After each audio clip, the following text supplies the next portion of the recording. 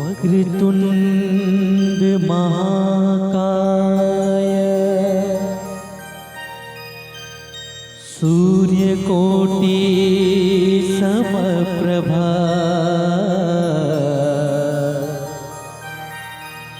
निर्विघ्नं कुरु मे देव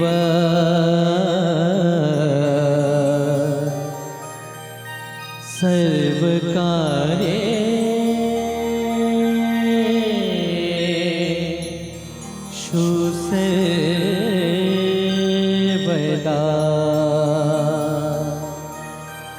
सर्वकार्येषु सर्वदा।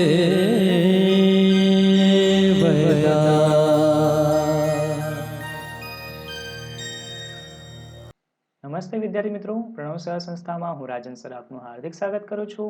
વિદ્યાર્થી મિત્રો, આજે આપણે ધોરણ 8 વિષય ગણિત પ્રકરણ 8 રાશિઓની તુલનામાં સ્વાધ્યાય 8.2 નો અભ્યાસ કરવાનો છે. વિદ્યાર્થી મિત્રો, આપણે સ્વાધ્યાય 8.2 શરૂ કરીએ એના પહેલા કેટલીક સમજૂતી વિશે જોઈ લઈએ. બરાબર છે? સમજૂતીની માહિતી મેળવી લઈએ. તો અહીંયા જે સમજૂતી આપેલી છે વિદ્યાર્થી મિત્રો, તો પહેલું શું આપ્યું છે? વળતર. બરાબર? તો વળતર વિશે શું છે આપણે જોઈ લઈએ પહેલા.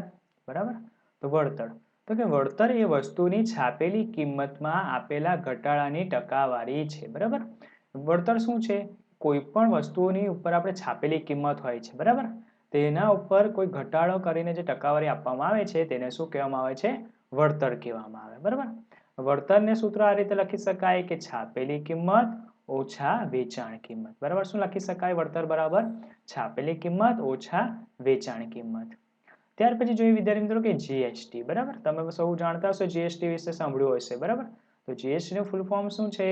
Goods and service tax. બરાબર? શું છે જીએસટી નું ફૂલ ફોર્મ? કે ગુડ્સ એન્ડ સર્વિસ ટેક્સ. તો ક્યાં શું છે? તો કે આ કર છે, એક જાતનો શું છે? ટેક્સ છે. તો કે આ કર ભારત સરકાર દ્વારા લેવાય છે. બરાબર? કોના દ્વારા લેવાય છે? તો કે આપણી જે સરકાર છે ભારત સરકાર, તેના દ્વારા ટેક્સ એટલે કે કર લેવાય છે. આ કર વસ્તુની કિંમત અથવા સેવા અથવા બંને ઉપર વસૂલવામાં આવે છે. બરાબર? આ જે ટેક્સ છે એટલે કે કર છે તે શાના પર વસૂલવામાં આવે છે? વસ્તુની કિંમત છે અથવા તો સેવા અથવા બંને પર શું કરવામાં આવે છે? આ જે ટેક્સ છે એટલે કે કર છે વસૂલવામાં આવે છે. બરાબર વિદ્યાર્થી મિત્રો? તો હવે આપણે સ્વાધ્યાય શરૂ કરીએ. તો સ્વાધ્યાયમાં શું છે? પહેલો દાખલો કે એક વ્યક્તિને તેના પગારમાં 10% વધારો મળ્યો. બરાબર? કોઈ એક વ્યક્તિ છે તો તેને એના પગારમાં કેટલા ટકાનો વધારો મળ્યો? 10%.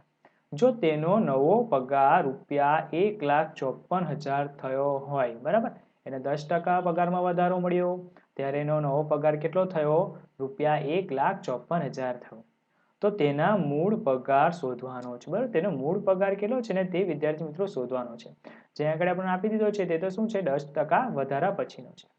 વ્યક્તિના પગારમાં થયેલો વધારો પહેલા તો લખી નાખીએ આપણે. કેટલા આવશે? 10%. વ્યક્તિનો નવો પગાર કેટલો? ₹100 લઈ લઈએ આપણે. બરાબર? ધારો કે આ વ્યક્તિનો મૂળ પગાર આપણે ધારી લઈએ કેટલા છે? ₹100 ધારી લઈએ. બરાબર? ₹100 તો નહીં પણ આપણે ખાલી ધારી લેવાના કે કેટલા છે? ધારો કે ₹100 છે. હવે 10% પગાર વધતો હોય તેનો નવો પગાર કેટલો થશે? 10%નો વધારો થાય એટલે 100માં કેટલા ઉમેરવાના આપણે? 10 ઉમેરી દઈએ એટલે કેટલા થયા? ₹110 થયો. એટલે વિદ્યાર્થી મિત્રો આમાં આપણે ધારી લીધું કે એ વ્યક્તિનો પગાર ધારો કે ₹100 છે. એમાં 10% વધારો મળે છે એટલે ₹10 વધી જાય એટલે 100 + 10 કર્યા તો કેટલા આવ્યા? 110 આવ્યા. બરાબર? હવે ₹110 નવો પગાર હોય તો મૂળ પગાર કેટલો કહેવાશે એનો? ₹100 કહેવાય ને. આપણે ધાર્યા હતા ને કે ₹100 નો શું છે? મૂળ પગાર છે. હવે આપણે દાખલા રકમ પ્રમાણે જોઈએ કે કેટલા આપ્યા છે? ₹1,54,000 એનો શું છે? નવો પગાર છે. એનો નવો પગાર કેટલો છે? 1,54,000. તો મૂળ પગાર શોધી શકાય તો શું કરીશું આપણે? તો કે 100 બરાબર એના છેદમાં કેટલા? 110 જે આપણે આવ્યા ઉપર તે વધારો કરીને. બરાબર? ₹100 અને ગુણ્યા કેટલા કરવાના? તેનો વધારા પછીનો 10% વધારા પછીનો મૂળ પગાર નવો પગાર કેટલો છે? 1,54,000. બરાબર? તો જો વિદ્યાર્થી મિત્રો આપણે અહીંયા આગળથી 0 ઉડાવી દઈએ. અહીંથી 0 ગયો અને અહીંથી 0 ગયો. બરાબર? તો શું આવશે? પછી 11/154 કરો અને અહીંથી આ 0 ના ઉડાવો, અહીંથી આ 0 ઉડાવી દો. બરાબર? તો શું થશે? 11/, આટલા કરો તમે કે 15,400 તો કેટલા આવે છે એના 1400 આવે એટલે 1,400 આવે, ઉપર 100 છે તેવા ને એવા રાખીશું, એને આપણે 0 ઉડાવવાનો નથી. એટલે 100 ગુણ્યા 1,400 કરીએ આપણે તો કેટલા આવશે 1,40,000. એટલે જે વ્યક્તિ હતો તેનો મૂળ પગાર આપણે શોધી નાખ્યો, કેટલા આવ્યા 1,40,000. બરાબર.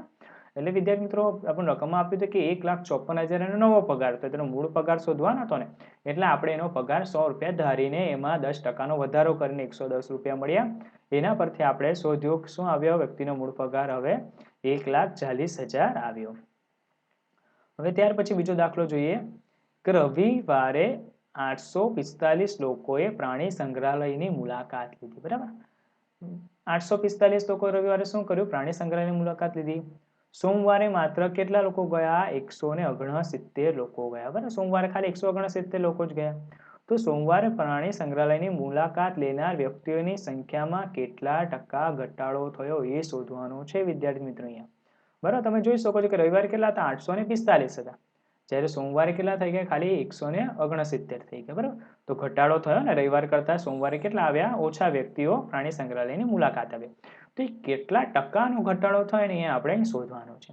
તો આપણે સૌપ્રથમ લખી દઈએ કે રવિવારે પ્રાણી સંગ્રહાલયની મુલાકાત લેનાર વ્યક્તિ કેટલા હતા, 845 હતા, અને સોમવારે પ્રાણી સંગ્રહાલયની મુલાકાત લેનાર વ્યક્તિઓ કેટલા હતા, 169. બરાબર. તો આપણે એને પહેલા બાદબાકી કરી છે કે કેટલા વ્યક્તિઓ ઘટી ગયા છે. તો જોઈએ આપણે કે 845 ઓછા 169, રવિવારે કેટલા હતા 845, સોમવારે 169 ગયા, બંનેઓને બાદબાકી કરીએ એટલે કેટલા આવે 676 વ્યક્તિઓનો ઘટાડો થયો કહેવાય. આપણે શું કરવાનું છે હવે, એને ટકામાં શોધવાના છે ને વિદ્યાર્થી મિત્રો. તો લખી દીધું સૂત્ર મેં, ઘટાની ટકાવારી બરાબર શું થયું, તો કે ઘટાડો, જેટલો ઘટાડો થયો તે અને રવિવારના મુલાકાતી, રવિવાર જે મુલાકાતી આવે હતા તે ગુણ્યા કેટલા કરવાના 100. બરાબર. ટકામાં કરવાનું છે એટલા માટે. હવે કેટલા ઘટાડો, તો કે 676 છેદમાં રવિવારે કેટલા મુલાકાતી હતા, તો કે 845 હતા, ગુણ્યા શું આવશે 100 આવશે. તો જો વિદ્યાર્થી મિત્રો તમે આનું સાદું રૂપ આપશો ને તો કેટલા આવશે 80% આવશે. બરાબર. કેટલા આવશે 80%. તમારે શું કરવાનું છે, આ બેનો ભાગાકાર કરી દેવાનો અને જે આવે એના સાથે 100 નો ગુણાકાર દેશો તો પણ 80% આવી જશે. બરાબર વિદ્યાર્થી મિત્રો. તો સોમવારે મુલાકાતીઓમાં થયેલો ઘટાડો કેટલો કહેવાશે, 80% કહેવાશે. બરાબર છે. હવે ત્યાર પછી આપણે જોઈએ આગળ દાખલા નંબર 3. દાખલા નંબર 3 શું છે, એક દુકાનદારે રૂપિયા 2,400 80 વસ્તુઓ ખરીદે છે. બરાબર. કોઈ એક દુકાનદાર છે એ 2,400 રૂપિયામાં 80 વસ્તુઓ ખરીદે છે અને તેને 16% નફા સાથે વેચે છે. શું કરે છે, એક વ્યક્તિ, એક દુકાનદાર રૂપિયા 2,400 80 વસ્તુઓ ખરીદે છે અને 16% નફા સાથે તે વેચે છે. તો એક વસ્તુની વેચાણ કિંમત કેટલી છે તે શોધવાની છે. બરાબર. એને 80 વસ્તુઓ વેચી નાખી 16%ના નફા સાથે, પણ એક વસ્તુની વેચાણ કિંમત કેટલી છે તે અહીં આપણે શોધવાની છે. તો અહીં દુકાનદારે કેટલા રૂપિયા 2,400 કુલ 80 વસ્તુઓ ખરીદી છે. કેટલી વસ્તુઓ ખરીદી છે, 80. હવે એક વસ્તુની ખરીદ કિંમત બરાબર શું થશે કે એને ટોટલ રકમ કેટલા છે 2,400 છે અને કેટલી વસ્તુઓ છે 80 છે. તો 2,400 ભાગ્યા 80 કરીશું તો જો આવડી ગયું મીંડું. બરાબર. અને પેલા કેટલા થશે, 240 ભાગ્યા 8 કરશો તો કેટલા આવશે, રૂપિયા 30 આવશે. અને નફાની ટકાવારી પાછી કેટલી આપણે આપેલી છે, 16% આપેલી છે ને. એટલે એક વસ્તુ પર થતો નફો શોધી નખાવે આપણાથી. તો જો કેટલે રૂપિયા છે, એક વસ્તુની ખરીદ કિંમત 30 રૂપિયા છે, 16% નફો છે એટલે 16 ના છેદમાં 100 કરી દે, ટકાનું ચિહ્ન કાઢી નાખ્યું. એટલે હવે જો તમે આનું સાદુરૂપ આપો તો જો આ 0 ગયો, આ 0 ગયો, પછી 3 ગુણ્યા 16 કરતો કેટલા આવશે. બરાબર. અને પછી એને 10 વડે તમે ભાગી નાખશો તો કેટલા થશે, 4.80 રૂપિયા થાય. બરાબર. એટલા માટે એક વસ્તુ ઉપર કેટલો નફો મળે છે, 4.80 રૂપિયા નફો મળે છે. હવે એક વસ્તુની વેચાણ કિંમત બરાબર આપણે સૂત્ર મૂકી શકીએ, કેટલો આવશે, મૂળ કિંમત વત્તા નફો. બરાબર. મૂળ કિંમત વત્તા નફો કરીએ તો આપણે વેચાણ કિંમત મળી જાય ને. કેટલાની મૂળ કિંમત હતી, 30 રૂપિયાની મૂળ કિંમત હતી. નફો કેટલાનો થયો, 4.80 રૂપિયાનો થયો. એટલે 30 વત્તા 4.80 કરીશું તો કેટલા આવશે, 34.80 આવશે વિદ્યાર્થી મિત્રો. એટલે આમ એક વસ્તુની વેચાણ કિંમત જે આપણે શોધવાની હતી ને તે આપણે મળી ગઈ કેટલી છે, 34.80 રૂપિયા. બરાબર. 30 રૂપિયા તો મૂળ કિંમત હતી ને 4.80 રૂપિયા આપણે નફો મળ્યો. બંનેનો સરવાળો કરી દીધો એટલે 34.80 રૂપિયા આપણને એક વસ્તુની વેચાણ કિંમત મળી ગઈ. ત્યાર પછી આપણે ચોથો દાખલો જોઈએ કે એક વસ્તુની કિંમત ₹15,500 હતી, તેના પર ₹450નું સમારકામ કરવામાં આવ્યું. જો તેને 15% નફા સાથે વેચવામાં આવે, બરાબર. શું છે વિદ્યાર્થી મિત્રો, ફરી સમજી લઈએ કે એક વસ્તુની કિંમત કેટલી હતી? 15,500 હતી.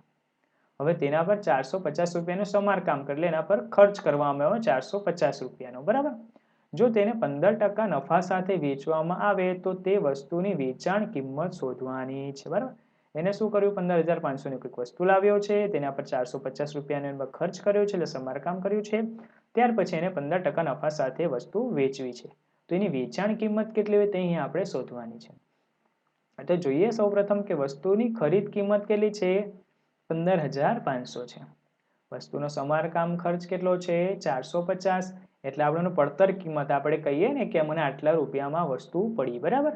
એટલે કેટલા રૂપિયા પડતર કિંમત શોધવા માટે શું કર્યું? ખરીદી કિંમત, અને એના ઉપર જે સમારકામ કરવાનો ખર્ચ આવ્યો તે બંનેનો શું કરવાનો? સરવાળો. 15,500 છે વત્તા 450, તો કેટલા આવ્યા? 15,950 શું થઈ? એની વસ્તુની પડતર કિંમત થઈ. હવે વસ્તુને કેટલા ટકા નફા સાથે વેચવાની છે? તો કે 15% નફા સાથે વસ્તુને વેચવાની છે. તો નફો બરાબર શું થશે? પડતર કિંમત ગુણ્યા નફાના ટકા, બરાબર. નફાના ટકા આપી દીધા 15%. તો જો પડતર કિંમત કેટલી છે? 15,950 છે. નફાના ટકા કેટલા છે? 15/100 છે, બરાબર. તો અહીંયાથી આપણે આ એક મીંડું ઉડાવી દઈએ, આ એક મીંડું ગયું, અહીંથી આ એક મીંડું ગયું, બરાબર. તો કેટલા આવે? જો 1,595 ગુણ્યા 15 કરો તો કેટલા આવશે? 23,925 આવે છે, બરાબર. હવે જો છેદમાં 10 એટલે એક પોઈન્ટ તમે કાપી નાખો કે ભાગાકાર કરો તો પણ શું થશે? 2,392.50 થાય, બરાબર. પાછળ 50 કે 5 લખો તો પણ ચાલે. એટલે હવે આપણો નફો કેટલો મળી ગયો? તો કે ₹2,392 નફા વેચે તો એને 15%નો નફો થાય. હવે વેચાણ કિંમત તો શું? પડતર કિંમત આપણે જેટલા રૂપિયામાં પડી હતી ને વસ્તુ તે, અને એના વચ્ચે નફો આપણે લેવાનો છે તે, એટલે એની શું થશે? આપણને વેચાણ કિંમત મળી જાય. તો પડતર કિંમત કેટલી છે? 15,950 વત્તા નફો કેટલો છે? 2,392.50. તો બંનેનો સરવાળો કરીએ તો કેટલા આવશે? 18,342.50 રૂપિયા તેની વેચાણ કિંમત કહેવાશે, બરાબર. અને 15% નફા સાથે જો વસ્તુ વેચવી હશે તો 15,500ની વસ્તુ એને કેટલામાં વેચવી પડે? 18,342.50 રૂપિયામાં એ વસ્તુ વેચે છે તો તેને 15%નો નફો થાય છે, બરાબર વિદ્યાર્થી મિત્રો. હવે ત્યાર પછી દાખલા નંબર 5 જોઈએ આપણે. શું આપ્યું છે? એક VCR અને ટીવી ₹8,000નું એક એમ ખરીદવામાં આવ્યું, બરાબર. એક VCR ને એક ટીવી ₹8,000નું એક એમ ખરીદવામાં આવ્યું. દુકાનદારને VCR પર 4% ખોટ ગઈ અને ટીવી પર 8% નફો થયો. તો આ વ્યવહારમાં થયેલા નફાને ખોટ ટકાવારીમાં શોધવાના છે, બરાબર. એટલે આ જેણે દુકાનદારે જે ખરીદી કર્યું ને વેચાણ કર્યું, જે આ કર્યું છે એને, બરાબર, તો એના પર એને કેટલો નફો થાય છે કે કેટલો ખોટ ગઈ છે તે અહીંયા આપણે ટકાવારી પર શોધવાનું છે. તો સૌપ્રથમ જોઈ લઈએ કે VCR માટે, બરાબર. તો VCR માટે જોઈએ સૌપ્રથમ તો લખીશું કે ખરીદ કિંમત કેટલા હતી? ₹8,000 હતી, બરાબર. VCR કેટલા રૂપિયામાં ખરીદ્યો? 8,000. અને ખોટ કેટલી ગઈ વેચાણમાં? તો કે 4% ખોટ ગઈ. તો વેચાણમાં થયેલી કુલ ખોટ શોધીશું તો કે ખરીદ કિંમત છે તે ગુણ્યા ખોટના ટકા. તો કેટલા રૂપિયા છે? 8,000 ખરીદ કિંમત છે ગુણ્યા 4/છેદમાં કેટલા 100 લખાય? 4%માં હતા ને એટલા માટે. તો જો આ બે મીંડા ગયા, આ બે મીંડા ગયા, 80 ગુણ્યા 4 કરીશું તો કેટલા આવશે? 320 આવશે, બરાબર. હવે VCR ની વેચાણ કિંમત બરાબર કેટલા રૂપિયા? 8,000 ઓછા 320. 320 ખોટ ગઈ ને એટલે શું કરવું પડે? આપણે એની બાદબાકી કરવી પડે. એટલે 8,000 ઓછા 320 કરીશું એટલે કેટલા થશે? 7,680 રૂપિયા થાય, બરાબર. VCR ની વેચાણ કિંમત કેટલી થઈ? 7,680 રૂપિયામાં એને VCR વેચ્યું છે, બરાબર. હવે ટીવી માટે જોઈએ કે ટીવી માટે અહીંયા આગળ લખી દીધું આપણે કે ખરીદ કિંમત કેટલા છે? ₹8,000. વેચાણ કિંમતમાં નફો કેટલા છે? 8%. હવે કુલ થયેલો નફો શોધી નખાય એટલે ખરીદ કિંમત ગુણ્યા નફાના ટકા. તો ખરીદ કિંમત કેટલા છે? 8,000 ગુણ્યા નફાના ટકા કેટલા? 8/100. એટલે જો આ બે મીંડા ગયા, અહીંથી આ બે મીંડા ગયા, કેટલા થયા? 80 ગુણ્યા 8 કરું તો 640 રૂપિયાનો શું થયો? કુલ નફો થયો. હવે ટીવી ની વેચાણ કિંમત શોધી નાખે કે એની મૂળ કિંમત છે તે, બરાબર, ખરીદ કિંમત છે તે વત્તા નફાના નફા લખીને સરવાળો કરી નાખીએ એટલે 8,000 વત્તા 640 તો કેટલા થાય? 8,640 રૂપિયા ટીવીની વેચાણ કિંમત થઈ. હવે વેપારીની કુલ ખરીદ કિંમત શોધીએ આપણે તો કેટલા હતા? 8,000 નું ટીવી હતું ને 8,000 નું VCR હતું એટલે કેટલા થયા? 16,000 થયા. હવે એની વેચાણ કિંમત શોધી લઈએ તો વેચાણ કિંમત કેટલા આપણને મળ્યા? તો કે એકની 7,680 અને બીજાની શું કેટલા મળ્યા? 8,640 રૂપિયા મળ્યા. તો કેટલા થયા? 16,320 રૂપિયા. હવે જો વિદ્યાર્થી મિત્રો અહીં આગળ વેચાણ કિંમત અને ખરીદ કિંમતને જુઓ તો વેચાણ કિંમત કેવી છે? વધારે છે અને ખરીદ કિંમત કેવી છે? ઓછી છે. એટલે અમે લખી દીધું કે વેચાણ કિંમત ગ્રેટર ધેન ખરીદ કિંમત. એટલે વેચાણ કિંમત કેવી છે? મોટી છે. એટલે શું થયું? વેપારીને જેટલામાં એણે ખરીદી હતી એના કરતાં વધારે ભાવમાં એણે વેચી એટલે શું થયું? એને નફો થયો ને. એટલે વેપારીને થયેલો નફો બરાબર 16,320 ઓછા 16,000. તો 16,320 માંથી 16,000 બાદ કરીએ તો કેટલા આવે? 320 રૂપિયા આવે. 320 રૂપિયા શું થયું? એને નફો થયો. એટલે નફાની ટકાવારી બરાબર 320 છેદમાં 16,000 જેના જેટલા રૂપિયા મને ખરીદ કિંમત હતી તે. અને કેટલા છે બીજા? 100 ટકામાં કરવાનું છે એટલા માટે. તો જો અહીંથી આ 2 મીંડા ગયા, અહીંથી આ 2 મીંડા ઉડાવી દઈએ. 320 ના છેદમાં પછી અહીંયા આગળ આ 1 મીંડું ઉડાવી દઈએ, આ 1 મીંડું ઉડાવી દઈએ. તો 16 દુ કેટલા થશે? 32. એટલે 32 ભાગ્યા 16 કરો તો કેટલા આવે છે? 2%. એટલે વિદ્યાર્થી મિત્રો હવે કહી શકાય કે વેપારીને એકંદરે 2%નો નફો થયો કહેવાય. બરાબર વિદ્યાર્થી મિત્રો હવે આપણે જોઈએ દાખલા નંબર 6. તો દાખલા નંબર 6 માં શું આપ્યું છે? વેચાણ દરમિયાન એક દુકાનમાંથી બધી વસ્તુઓમાં છાપેલી કિંમત પર 10% વળતર મળ્યું. બરાબર એટલે ડિસ્કાઉન્ટ કહેવાય. બરાબર વિદ્યાર્થી મિત્રો શું કહેવાશે? ડિસ્કાઉન્ટ. વળતર એટલે ડિસ્કાઉન્ટ તમે કહી શકો. બરાબર તો એક ગ્રાહકને એક જોડી જીન્સ રૂપિયા 1,450 અને બે શર્ટ દરેકના રૂપિયા 850 ની છાપેલી કિંમત ઉપર કેટલા રૂપિયા આપવા પડશે એ શોધવાનું છે. બરાબર 10%નું ડિસ્કાઉન્ટ આપી દીધું છે એટલે વળતર આપી દીધું છે.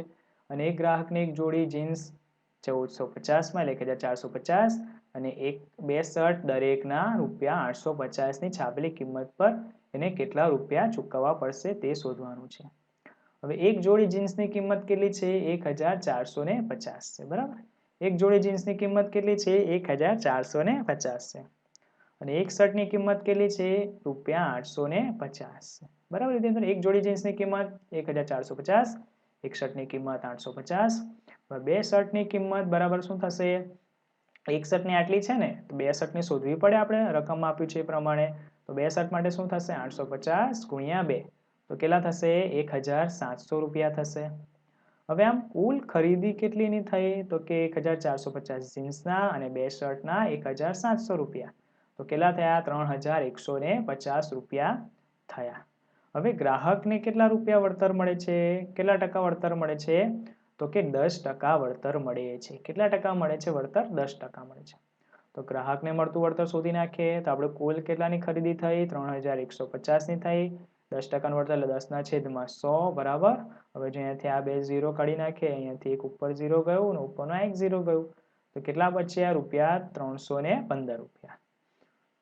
આમ કેટલા એને ગ્રાહકને મળતું વળતર કેટલું છે? રૂપિયા 315. ગ્રાહકે આપવાની રકમ કેટલી? એટલે કુલ કિંમત ઓછા વળતર છે. તો કુલ કિંમત કેટલી? 3,150 ઓછા વળતર કેટલું? રૂપિયા 315. તો 3,150 ઓછા 315 કરીએ તો 2,835 રૂપિયા થાય. બરાબર એટલે ગ્રાહકે કેટલા રૂપિયા આપવાના થાય? 10% વળતરે ડિસ્કાઉન્ટમાં રૂપિયા 2,835 રૂપિયા થાય. બરાબર એને કેટલા? 3,150 ની ખરીદી કરી એમાં 10% વળતર મળ્યું તો 2,835 રૂપિયા એને આપવાના થાય. બરાબર છે 10% વળતર સાથે. હવે દાખલા નંબર 7 જોઈએ કે દૂધવાળાએ પોતાની બે ભેંસ રૂપિયા 20,000 લેખે વેચી. એક ભેંસ પર તેને 5% નફો અને બીજી ભેંસ પર તેને 10% ખોટ ગઈ. તો સમગ્ર રીતે નફો કે ખોટ શોધવાના છે અને બંનેની મૂળ કિંમત પણ શોધવાનું અહીંયા કૌંસમાં આપણને કીધું છે. બરાબર દૂધવાળાએ શું કર્યું? પોતાની બે ભેંસ 20,000 રૂપિયા લેખે વેચી નાખી. એક ભેંસ પર તેને 5% નફો મળ્યો અને બીજી ભેંસ પર તેને 10% ખોટ ગઈ છે. એટલે આ જે સમગ્ર નફો ખોટ ગયો ને તે શોધવાની છે અને મૂળ કિંમત શોધવાની છે બંનેની. તો પહેલી ભેંસ માટે જોઈ લઈએ આપણે કે ખરીદ કિંમત કેટલા? 100 છેદમાં સૂત્ર છે કે ખરીદ કિંમત બરાબર 100 છેદમાં 100 વત્તા નફાના ટકા ગુણ્યા વેચાણ કિંમત. બરાબર વિદ્યાર્થી મિત્રો આ શું છે? સૂત્ર છે. 100/100 વત્તા નફાના ટકા ગુણ્યા વેચાણ કિંમત ખરીદ કિંમત માટે. તો જોઈએ આપણે કે 100 છે, પછી છેદમાં 100 વત્તા નફાના ટકા કેટલા છે, તો કે 5% નફો થયો ને, એને વેચાણ કિંમત કેટલી 20,000. બરાબર, ટોટલ આપણે 40,000 આપ્યા છે, એમાંથી 20,000 નું એક વેચી છે. બરાબર, સંયુક્ત રીતે આપેલું છે ને બે ભેંસનું, એટલે કેટલા 100/100 વત્તા 5 એટલે 105 થયા, ગુણ્યા કેટલા થયા 20,000. બરાબર, તો જો 100 અહીંયા આગળ 100 ગુણ્યા 1/105 અને 20,000, તો તમે આ બધાનું સાદું રૂપ આપશો ને તો કેટલા આવશે 4,21,000 રૂપિયા આવે. બરાબર, રૂપિયા કેટલા આવશે 4,21,000 આવે. તમે જો અહીંથી સાદું રૂપ આપો ને એટલે એને 5 વડે ભાગી શકો, અને પણ 5 વડે ભાગી શકો. બરાબર છે વિદ્યાર્થી મિત્રો, અને એ રીતે તમે સાદું રૂપ આપશો એટલે તમારો આટલો જવાબ આવશે. બરાબર, હવે જોઈએ આગળ કે બીજી ભેંસ માટે. બીજી ભેંસ માટે શું છે કે વેચાણ કિંમત કેટલા છે 20,000 રૂપિયા છે, ખોટ કેટલા છે 10% છે. બરાબર, તો ખોટ માટે શું કરવું, સૂત્ર શું આવશે કે 100/100 ઓછા ખોટના ટકા ગુણ્યા વેચાણ કિંમત. ઉપર નફો એટલે સરળતા કર્યા હતા આપણે, ખોટ છે એટલે બાદબાકી કરવાની છે. 100/100 ઓછા 10 કર્યા આપણે એટલે કેટલા થયા 90 થયા, ગુણ્યા વેચાણ કિંમત કેટલી છે 20,000 છે. જો અહીંયાથી આ એક મીંડું ગયું છે. બરાબર, અને અહીંથી એક મીંડું ઉડાવી દઈએ આપણે, તો કેટલા થશે કે 10 ગુણ્યા 20,000 કરીએ એટલે 2,00,000/9. બરાબર, આ રીતે આપણને અહીંયા ગણી અપૂર્ણાંકમાં કિંમતો મળી છે. હવે જો આગળ આપણે જોઈએ કે હવે કુલ વેચાણ કિંમત કેટલી, તો કે રૂપિયા 20,000 ગુણ્યા 2, 20,000 ને 2 વચ્ચે ને એટલે કુલ કેટલા 40,000. તો કુલ ખરીદ કિંમત માટે શું થશે, તો કે આપણે ઉપર જવું કે ખરીદ કિંમત શોધી હતી ને કે 4,00,000/21 હતી પહેલી ભેંસ માટે, બીજી ભેંસ માટે શું હતું 2,00,000/9. તો આનું સાદું રૂપ આપી દઈએ. તો જો આનું લસા લઈએ ને વિદ્યાર્થી મિત્રો, તો શું થશે અહીંયા આગળ કે અહીંયા આગળ કેટલા થશે, જો કેટલા આપ્યા છે એકમ, દશક, 100, 1000, 10,000, લાખ ને 10 લાખ એટલે 12 લાખ, અને આગળ કેટલા છે 14 લાખ છે. બરાબર, છેદમાં કેટલા 63 આવશે. બરાબર, તમે આનું જો સાદું રૂપ આપશો એટલે લસા કાઢશો એ 9 ને 21 આવશે, અને ઉપર આ રીતે આવશે. બરાબર, જો 12 લાખ વત્તા 14 લાખ કરીએ તો કેટલા થશે 26 લાખના/63 થશે. બરાબર, તો 26 લાખ ભાગ્યા 63 કરો તમે તો કેટલા આવે છે 41,269.84,126 આવે છે. એટલે આને આપણે આવી રીતે લખી નાખીએ કે 41,269.84 રૂપિયા થયા. તો જો હવે આપણે અહીંયા જોઈએ કે ખરીદ કિંમત કેવી છે, મોટી થાય છે વેચાણ કિંમત કરતા, એટલા માટે શું થયું કહેવાય ખોટ ગઈ કહેવાય. બરાબર, ખરીદ જેટલામાં આપણે ખરીદી એના કરતા ઓછા ભાવમાં વેચી દીધી છે એટલે આપણે શું કહ્યું કહેવાય ખોટ ગઈ કહેવાય.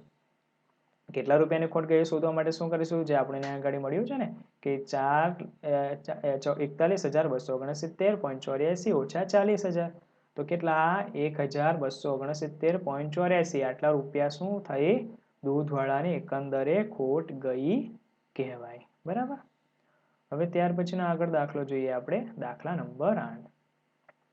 તો એક ટીવીની કિંમત રૂપિયા 13,000 છે. બરાબર, તેના પર 12% જીએસટી લાગે છે. જીએસટી વિશે આપણે થોડી માહિતી મેળવી ને આગળ સમજૂતીમાં. જો વિનોદને ટીવી ખરીદવું હોય તો તેને કેટલી રકમ ચૂકવવી પડે. બરાબર, વિનોદે શું કરવું છે ટીવી ખરીદ્યું છે, તો કેટલા ટકા રકમ તેને ચૂકવવી પડે. તો ટીવીની વેચાણ કિંમત કેટલી છે 13,000 રૂપિયા છે. ટીવીના વેચાણ કિંમત પર જીએસટી કેટલા છે 12% છે, એટલે આપણે શોધી નાખીએ ટીવીના વેચાણમાં કુલ જીએસટી 13,000 ગુણ્યા 12/100. જો અહીંથી આ 2 0 ગયા, અહીંથી 2 0 ગયા, 130 ગુણ્યા 12 કરું તો 1,560 રૂપિયા આવે.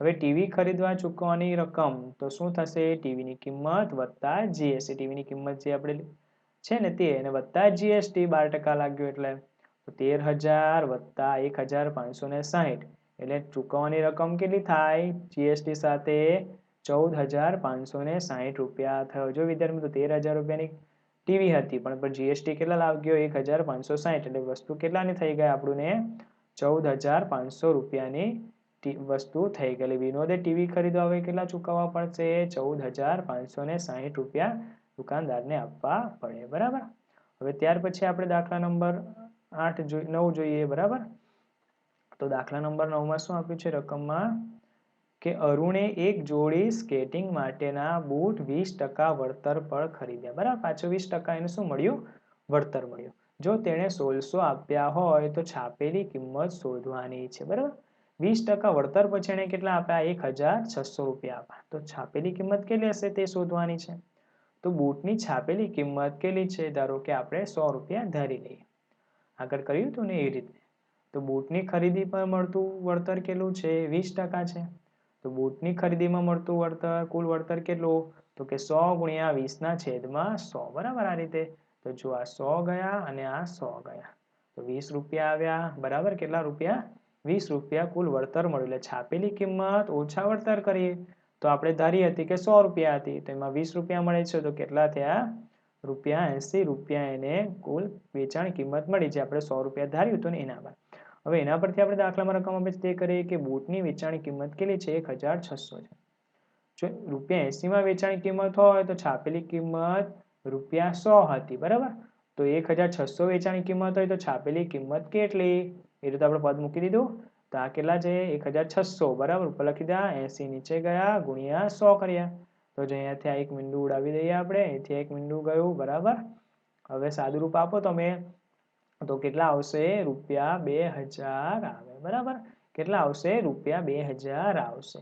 એટલે બૂટની છાપેલી કિંમત કેટલી કહેવાશે? હવે વિદ્યાર્થી મિત્રો, 2000 રૂપિયા હતી પણ એને 20% વળતર મળ્યું એટલે એને કેટલા?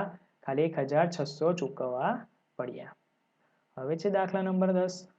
તો દાખલા નંબર 10માં શું આપ્યું છે?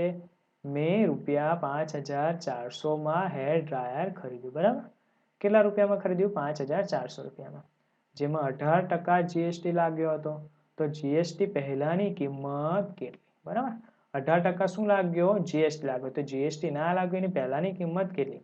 તો ધારો કે હેર ડ્રાયરની કિંમત આપણે ધારી લઈએ કેટલા છે? હેર ડ્રાયરની કે 100 રૂપિયા છે. એના પર જીએસટી કેટલા ટકાવાળી લાગે છે? 18%. તો મૂળ કિંમત વત્તા જીએસટી આપણે કરી દઈએ એટલે 100 + 18 કરી દઈએ. કેટલા આવ્યા? 118 રૂપિયા.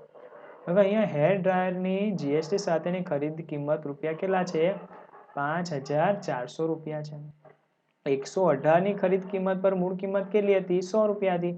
તો આજે 5400 ની ખરીદ કિંમત પર મૂળ કિંમત કેટલી હોય એ રીતે આપણે પદ મૂકી દઈએ. તો જો 5400 પર છેદમાં 118 ગુણ્યા 100. તો 5400 ભાગ્યા 118 કરશો અને એના પછી જે આવે એનો જવાબ ગુણ્યા 100 કરશો તો કેટલા આવશે? 4576.27 રૂપિયા આવે.